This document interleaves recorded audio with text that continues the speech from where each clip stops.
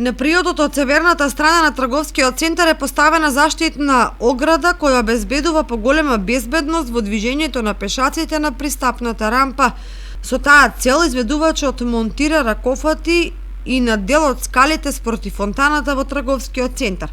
Поставената ограда е од инокс со цел да се вклопи во целосниот надворешен амбиент во неодамна реконструираниот и уреден плочник во трговскиот центар. Од неодамна е поставена заштитна ограда на улицата Тодосија Паунов од кај крстосницата со Киро Кикенски покрај основното училиште Малина Попиванова.